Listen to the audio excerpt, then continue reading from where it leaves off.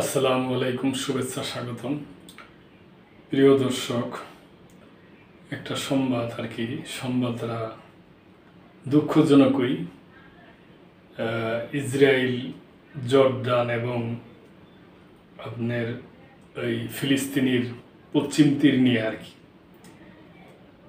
Israeli পার্লামেন্টে জর্দানের উপত্যকা আর পশ্চিম তীরের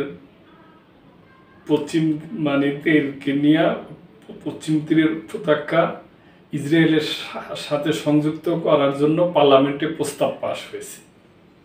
দেখেন প্রিয় দর্শক, কি কি অবস্থা। আজ এই মনে করেন এখন বিশ্ব এই এই আধুনিকতার দিনে সে ইসরায়েল তো দখলদার, তাদের দেশটার নামই দখলদার দেশ অনেকে বলে।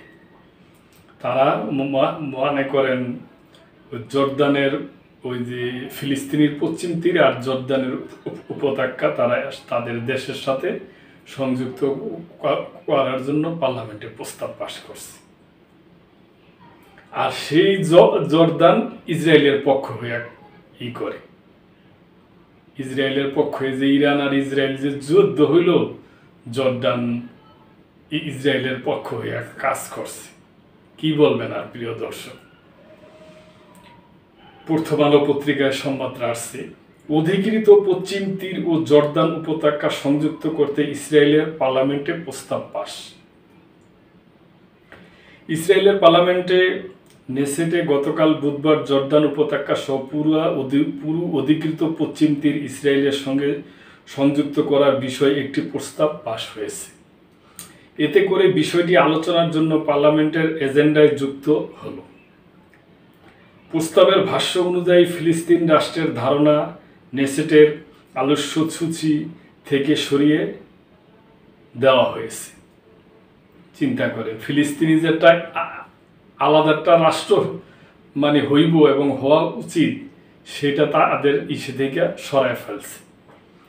ইসরায়েলের সংবাদ মাধ্যম ইয়েদিওত আহারোনোতের প্রতিবেদনে বলা হয়েছে, 120 আসনের নেসেটে প্রস্তাবটির পক্ষে ভোট পড়েছে 71টি, বিপক্ষে পড়েছে মাত্র 13টি।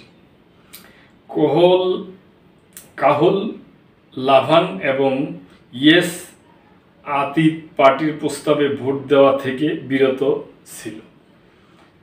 আহারোনোতের ভাষ্য অনুযায়ী প্রস্তাবটি আইনগতভাবে বাধ্যতামূলক নয়, অর্থাৎ এটা বাস্তবে কোনো আইন বা নিয়ম হিসাবে কার্যকর হবে না।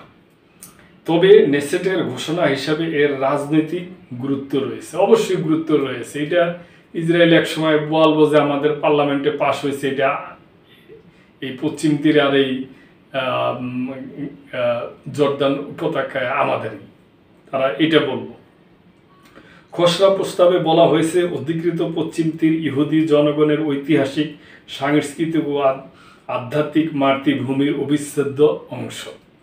প্রস্তাবে দাবি করা হয়েছে, হেব্রন ও নাবলুসের মতো ফিলিস্তিনি অধ্যুষিত শহর এবং শিলো ও বায়াত এলের মতো অবৈধ ইসরায়েলি বসতিগুলো ইসরায়েলের ভূমিতে ইহুদি উপস্থিতির ঐতিহাসিক ধারাবাহিকতার ইঙ্গিত দেয়।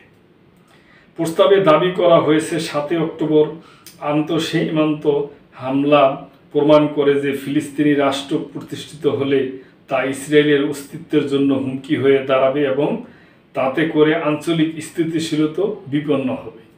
এই চিন্তা করে তারা একটা জলজন্ত একটা দেশকে তারা বিলীন করে দিতে চায়। প্রিয় দর্শক, চিন্তা করছেন? নেসেট ইসরায়েলের সরকারের প্রতি আহ্বান জানিয়েছে, পশ্চিম তীর ও জর্দান উপত্যকায় অবস্থিত সব ইহুদি বসতিতে কাল বিলম্ব না করে ইসরায়েলের সার্বভৌমত্ব তথা ইসরায়েলের আইন, বিচার ও প্রশাসন সম্প্রসারিত করতে হবে, যাতে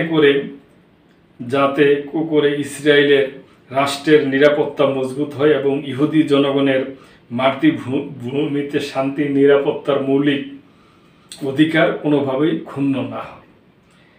1967 সালে আরব ইসরায়েল যুদ্ধের পর পশ্চিম তীর, পূর্ব জেরুজালেম, গাজা উপত্যকা দখল করে নিয়েছিল ইসরায়েল। 38 বছর পর 2005 সালে গাজা থেকে সেনা ও বসতি প্রত্যাহার করেছিল দেশটি, কিন্তু এখন আবার গাজা দখলের পায়তারা করেছে। জর্দান উপত্যকা ও অধিকৃত পশ্চিম তীরের পূর্ব অংশে অবস্থিত, যা জর্দান নদীর পশ্চিম তীরে প্রসারিত একটি উর্বর ও কৌশলগত অঞ্চল।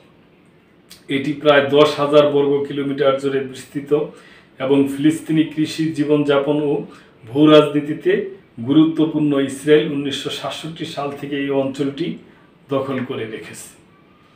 ফিলিস্তিনি স্বাস্থ্য মন্ত্রণালয়ের তথ্যমতে 2023 সালের অক্টোবরে গাজা যুদ্ধ শুরুর পর থেকে শুধু পশ্চিম তীরে ইসরায়েলি সেনা ও অবৈধ বসতি স্থাপনকারীদের হামলায় প্রায় 1000 ফিলিস্তিনি নিহত হয়েছে, আহত হয়েছে 7,000-এর বেশি। গত জুলাই মাসে আন্তর্জাতিক বিচার আদালত এক মতামতে ইসরায়েলের ফিলিস্তিন ভূখণ্ড দখল অবৈধ বলে ঘোষণা করেছিলেন, পাশাপাশি অধিকৃত পশ্চিম তীর ও পূর্ব জেরুজালেমের সব বসতি খালি করার আহ্বান জানিয়েছিলেন। তো প্রিয় দর্শক, দেখেন এই অবস্থা, আর কি বলুম। এখন এই যে আমাদের যে আশেপাশে মুসলিম রাষ্ট্রগুলো আছে, এদের এই ব্যাপারে কড়া প্রতিবাদ জানানো উচিত। তারা জানাইবে কিনা সেটা তারাই ভালো জানে। এখন প্রিয় দর্শক, আপনাদের যদি এই ব্যাপারে কোনো কিছু বলার থাকে অবশ্যই কমেন্ট করবেন এবং লাইক, শেয়ার, কমেন্ট করে সাবস্ক্রাইব করে চ্যানেলটির পাশেই থাকবেন। আল্লাহ হাফেজ।